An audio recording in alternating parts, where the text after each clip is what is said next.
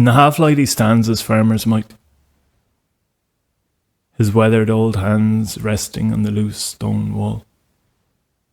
His frame is smaller than in myth, a head of white hair that sits languid atop once broad shoulders, stares vacantly across the golden valley, drawn by the din of the distant drums. In these fields he fought and died for the fallen pride of Ulster, before creeds of division brought derision to the villages, before the pillage of genocide painted as famine. His ancient ghost, a slump silhouette now barely visible beneath the boughs of the aged oak, was a curious child, fishing with Finnegas for the sacred salmon. I too was a child then, new to every nuance when I saw him first. His wind-cracked skin, lips that craved a quenched thirst, spoke to me in fits and bursts in a language foreign to its own kin, of a lineage lost in a war amongst brethren. All are equal on this earth, who search not for difference to find cause. Let he who fears become isolate, he who segregates become desolate. He paused and sobbed slow tears. He steadied and with summoned strength proceeded to then speak at length in tones melodic more at ease with me he waxed now lyrically.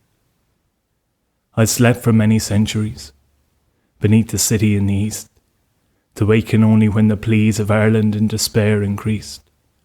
Only the horn with 3 shrill blasts was fit to wake me up at last. These tears I shed I recognise as realer than this land my eyes perceive, as that as long before where warriors from this island bore to Roisin promises of lore that in her need we would restore her to her former glory for, her dignity and nothing more. Though restless often were my dreams, the tyrannies of kings and queens could never kill the spirit lean that lingers still in hills and streams.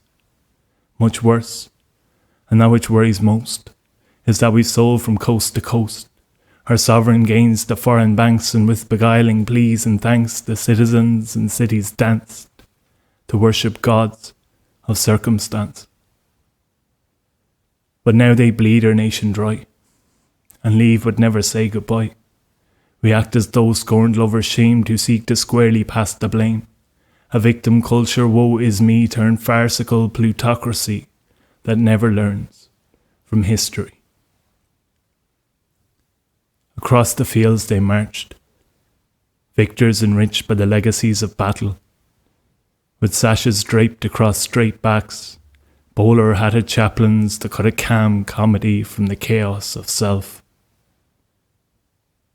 Man cannot rise against what he cannot see. He fixed his eyes on me, a frail, freckled child whose eyes, bluer than the midday skies, turned pale and grey before they cried. We were born under the same tree, but those who live in chains cannot die free. I, who knew no history, had marvelled in the mastery of the piper's pride. The oranges, the purples, every lodge afloat in a sea of colour. Who sees now the deeper red in the promise of bloodshed, was wiser then, an ageless figment of a life ahead. From his face he wiped the well of all wisdom, his thumb scarred by the burst blister where the salmon burned.